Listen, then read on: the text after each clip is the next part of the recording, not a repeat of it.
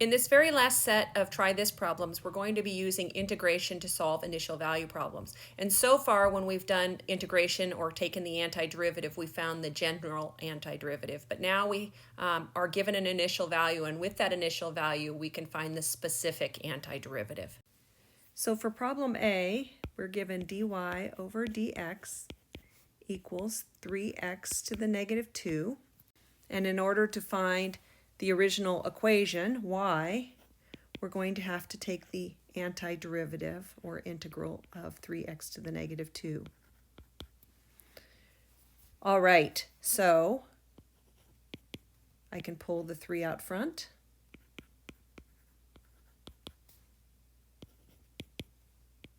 And when I take the integral of x to the negative 2, remember, we're raising the power by 1 or adding 1 to the exponent. So we have x to the negative 1, and that's all over negative 1, and then plus c. So I can simplify that to be negative 3. Now I can take this variable x to the negative 1 and bring it down to the bottom.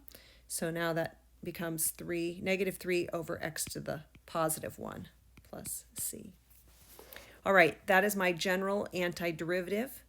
Now to solve for c, we just need to use this information up here. And what that information tells us is that when x is 1, y is going to be 2.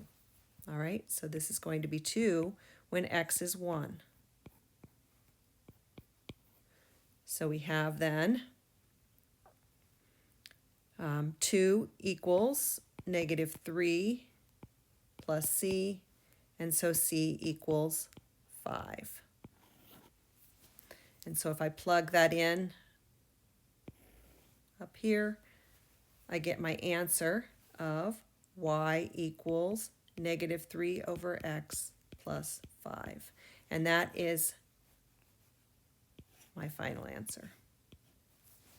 All right, so let's look at the second problem, and that is, suppose a particle moves along the x-axis with a velocity of v of t equals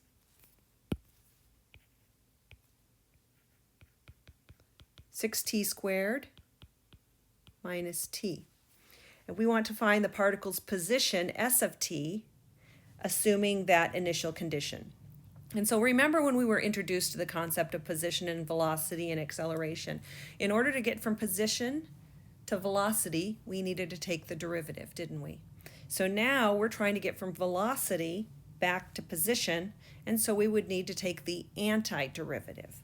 Okay, so in order to get to position, we take the antiderivative of 6t squared minus t. And so we can break this into two separate antiderivatives or indefinite integrals.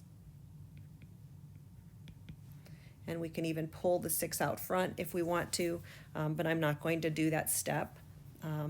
So we get 6 times t, and we're raising the power. Remember, we're increasing the power by 1 or adding 1, so this is going to be cubed over 3 minus, and this is t to the first, so now we have t squared over 2. And don't forget our c because this is the general antiderivative. So this is our position function.